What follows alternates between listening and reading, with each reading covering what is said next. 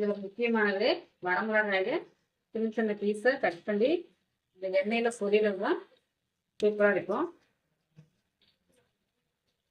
இது சும்மா நல்லா ஒரு எண்ணெயில் கொஞ்சம் வணங்கினா போதும்.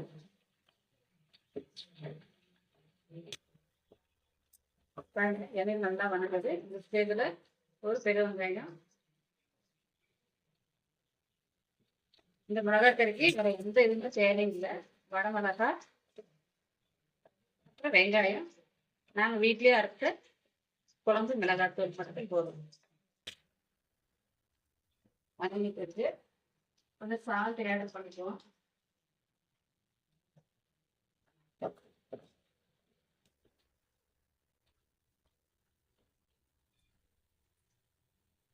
இது எங்களோட குழம்பு மிளகாய் தூள். நாங்கள் எதுவும் அதிகமாக போடுவோம். கடையில் வாங்கி எதுவும் நாங்கள் ஆட் பண்ணுறது இல்லை. பாருங்க, இது வந்து நாங்கள் மிளகாத்தூள் அரைச்சி நல்லெண்ணெய் போட்டு பிசைஞ்சு எடுத்து வச்சுருவோம். பார்த்தீங்கன்னா உங்களுக்கே தெரியும், கலர்ஃபுல்லாக இருக்கு.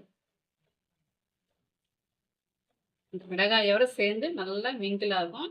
இந்த ஸ்டேஜில் நாம் வந்து பாயில் பண்ணி வச்ச நாட்டு கோழி சிக்கனை எடுத்துக்கலாம். இதை வந்து நல்லா வந்து ஒரு பிரட்டி ஒரு 2 நிமிஷம் தான் போடுறோம். இதில் பாருங்கன்னா நாட்டுக்கோழியில் லெக் பீஸ் போட்டிருக்கோம். அப்புறம் நாட்டுக்கோழி பால் நல்லா இருக்கும்.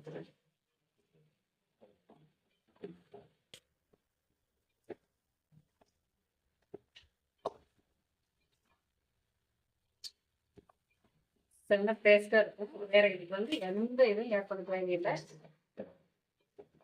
பாருங்க, சூப்பராக இருக்கும். நாங்கள் இந்த கோழிக்காலில் இப்படி போடுவோம். அப்புறம் இந்த மாதிரி லெக் பீஸும் போடுவோம். சூப்பராக இருக்கும். ஏன்னா சிக்கன் நல்லா வெதுறதுனால சும்மா மசாலா மட்டும் உள்ள இறங்கினா போதும். பயனெல்லாம் மல்லித்தலை தூவிக்கலாம்.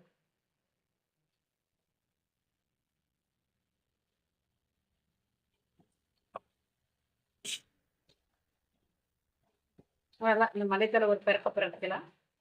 அவ்வளோதான். கிரேவியான சிக்கன் நல்லா வச்சுக்கலாம். ஃபைனலாக சர்வ் பண்ணிக்கலாம்.